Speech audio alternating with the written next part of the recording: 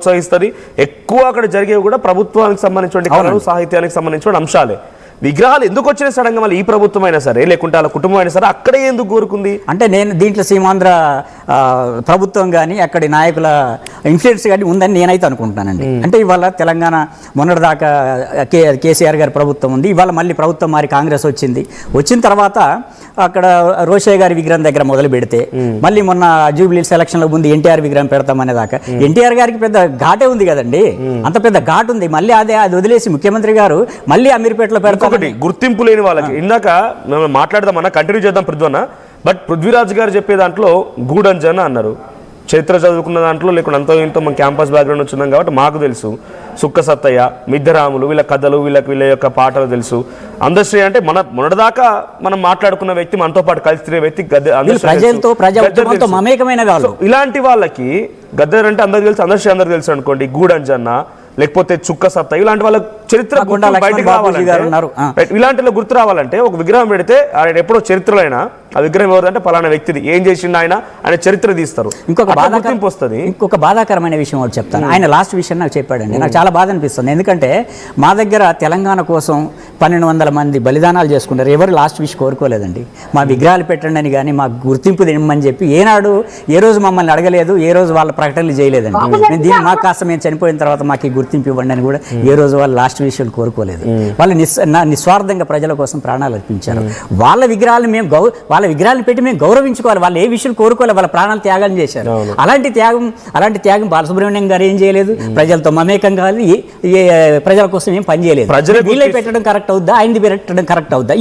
ఇంకొకటి అండి, మన ఫిలిం నగర్లో దాస నారాయణరావు గారిది పెట్టుకున్నాం, రామానాయుడు గారిది పెట్టుకున్నాం. ఆయన జయంతి వర్ధంతరకు మేము వెళ్ళి దండలు వేస్తున్నాం అక్కడ. ఎందుకంటే వాళ్ళు సినిమా ఇండస్ట్రీకి చేసిన కంట్రిబ్యూషన్ ఉంది, వాళ్ళు తీసిన సినిమాల వల్ల ఎంతో మంది ఉపాధి పొందారు.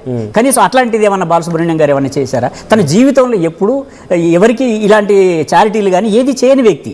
అట్లాంటిది సరే పోనీ లేదు, సినిమా ఇండస్ట్రీ విగ్రహం పెట్టడం అబ్జెక్షన్, అసలు విగ్రహం పెట్టడం అబ్జెక్షన్. విగ్రహం కాదండి, ఎందుకంటే మా కల్చరల్ సెంటర్లో వద్దంటున్నాం మేము. ఇంకెక్కడ ఫిలిం నగర్లో పెట్టుకోండి, ఇప్పుడు రామానాయుడు గారి విగ్రహం, దాసరి గారి విగ్రహం ఉంది, అక్కడ పెట్టుకోండి. నిస్సందేహంగా ఆయన మంచి కళాకారుడు కాబట్టి అక్కడ పెట్టుకోండి, ఎవరు వద్దంటున్నారు? కళ్యాణి గారు ఇప్పుడు రామానాయుడు గారు దాసరి గారి కంటే గొప్ప వ్యక్తి కాదు కదా. దాసరి గారు మన కల్చర్ కి రిప్రజెంటేటివ్ అంటున్నారు. ఎవరు రిప్రజెంటేటివ్ ఎవరు కాదండి? మా అందశ్రీ రిప్రజెంటేటివ్ కాదా? మా దాశరథి కాదా? మా సినారే కాదా? వాళ్ళు ఎందుకు కాదండి? మా గూడ అంజన్న కాదా? మేము పెట్టుకుంటాం. ఏమండి రెండు రాష్ట్రాలు ఒకటి. కళ్యాణ్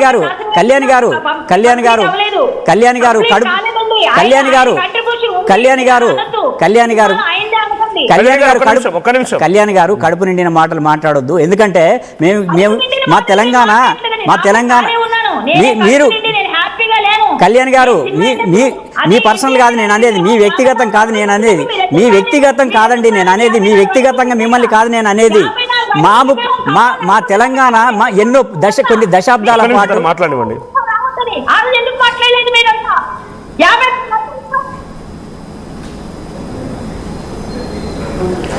కళ్యాణి గారు మీ వాయిస్ రావట్లేదు.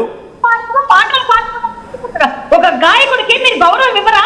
మేము ఇస్తామండి. గద్దర్ గారికి గౌరవం, చుక్క సత్తయ్య గారికి ఇస్తాం, మిద్దరాములు గారికి ఇస్తాం, అందరికి ఇస్తాం, తాకల ఐలమ్మకి ఇస్తాం. ఇచ్చింది మాకు ఎక్కడ కనబడలేదండి.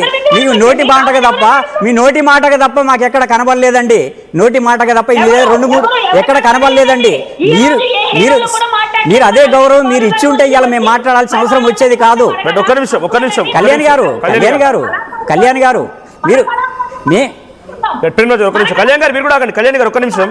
కళ్యాణ్ గారు, పృథ్వీరాజ్ గారు ఇంకొక చర్చ కూడా చాలా మంది లేకపోతే స్కాలర్లు లేకపోతే క్యాంపస్ లో విద్యార్థులు కూడా ఇక్కడ ఎస్పీ బాలసుబ్రహ్మణ్యం గారిని తర్వాత గద్దర్ గారిని అందశ్రీ గారిని పోలిక కరెక్ట్ కాదు ఫస్ట్ అని అంటున్నారు. వాళ్ళు ప్రజల కోసం వాడినటువంటి వ్యక్తులు, ఈయనేమో కమర్షియల్గా సినిమాల్లో వాడిన వ్యక్తి. ఆయనకైనా కంపారిజన్ చేసి చాలా మంది ఇంకా వీళ్ళ చరిత్రను దిగజారుస్తున్నారు అనే రకంగా ఓ చర్చ జరుగుతోంది. దీనిపై మీ అభిప్రాయం ఏంటి? పృథ్వీ గారు కొంచెం అది అర్థం కాలేదు. అంటే వాళ్ళతో వీళ్ళని పోల్చడం కూడా కరెక్ట్ కాదండి, అది నిజం మీరు చెప్పింది. కళ్యాణి గారు ఒక్క నిమిషం.